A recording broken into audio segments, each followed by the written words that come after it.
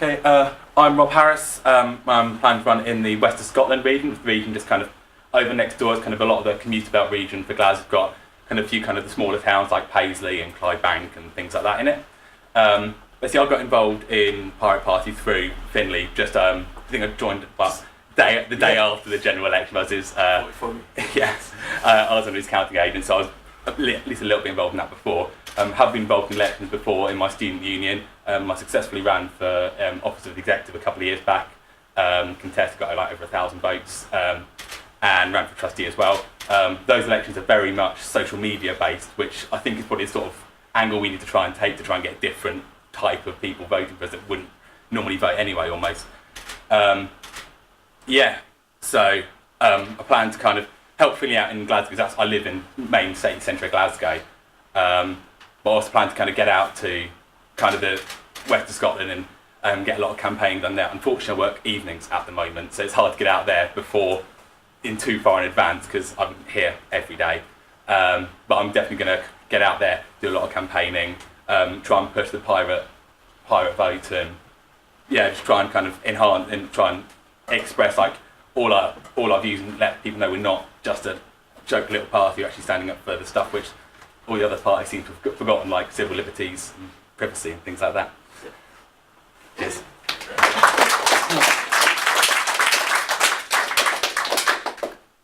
The other candidate who was going to be standing in the North East region, which includes Aberdeen and Dundee, unfortunately couldn't make it today. Missed his train and couldn't get another one. So, yeah.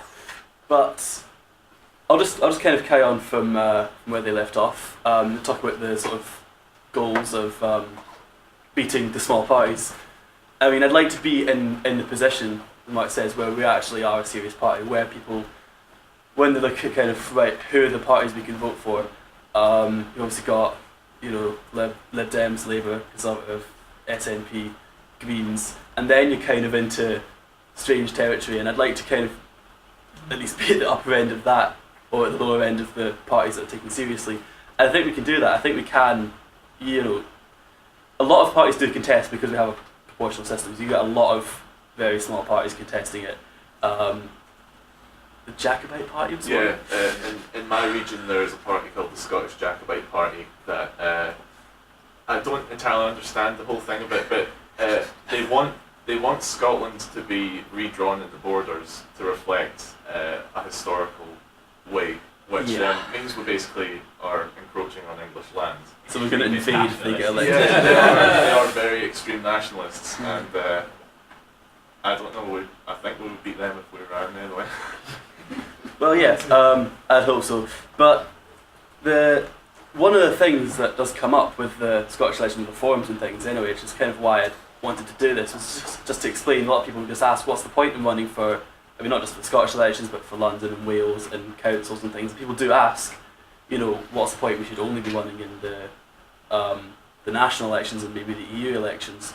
And that's something you see from other pirate parties as well. I've noticed that in Pirate Party of Canada, they have obviously province elections, and the Pirate Party just doesn't register for them, and they don't have any plans to.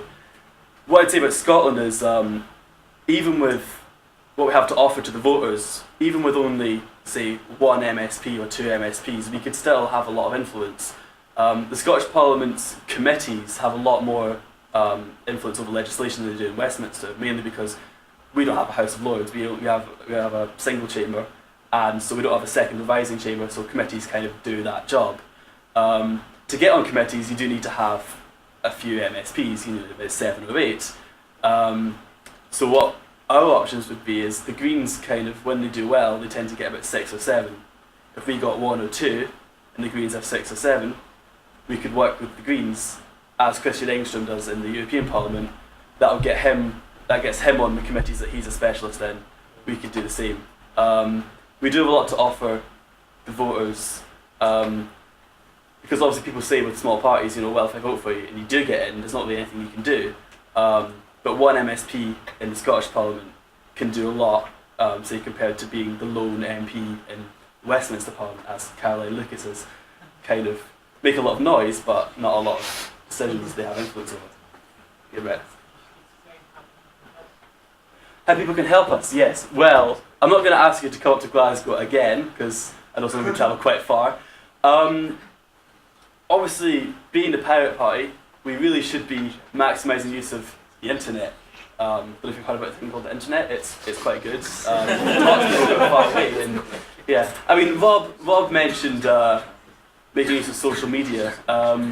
Basically, this is something we didn't really do very well at the last general election, but it doesn't really work when you're contesting small constituencies in a huge country. But when we're contesting regions, you are actually looking to sort of reach people who are quite spread out. Instead of trying to focus on a small area, you're actually kind of looking at the big picture.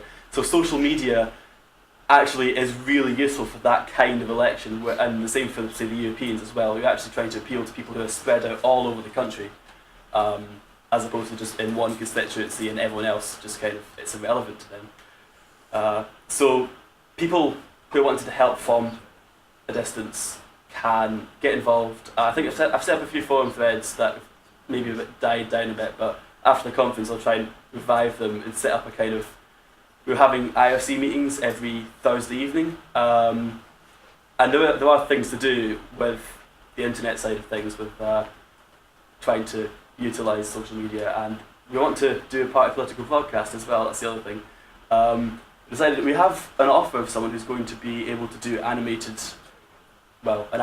broadcast for us if we give them storyboards. So it'd be good to get a kind of brainstorming session and see what people think we could do with that. I think it'd be quite useful to get our broadcast on TV. That's another kind of thing where people will take you seriously if they've seen your broadcast on TV, because the only other parties that get their broadcasts on TV are the main ones, and well, Tommy Sheridan, but that was a great broadcast.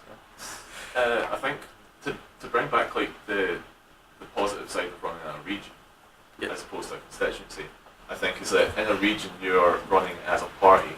You're not running the people themselves are not particularly important to it. It's more about the party and the message of the party. So for us, I think that's quite helpful, because we don't have any people that are experienced in politics, and I think that kind of sits in a lot of people's minds. That we don't have any people that have been in the House of Power, have held any sort of council position or anything like that. So when it comes to this, people can just vote on us about the issues, and don't need to think about the people. That's a good point. Yeah.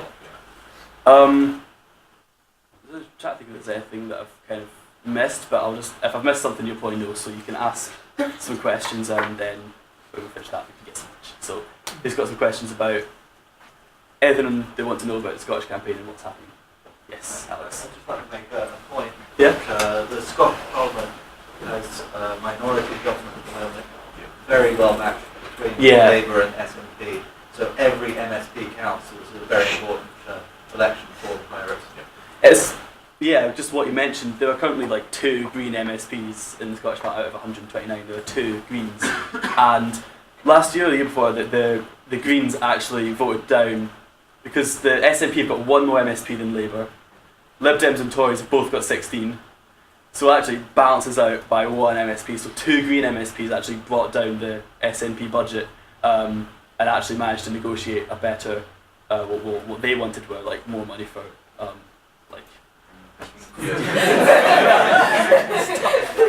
but insulation and wind farms and things. But yeah.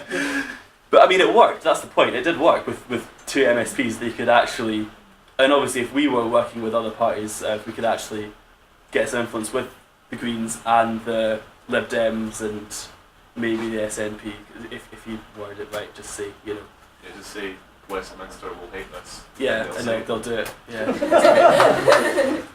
Any other? Yeah. Well, I'm interested, and again, that's a kind of note of caution, having just been through all of this, is that what's very kind of important is to come from a kind of clear point of actually really starting out with the kind of right information. And I think what might be good for us is perhaps a little bit later is to perhaps talk about some of the things that we've already learnt in a little bit more detail, from general election and the Oldham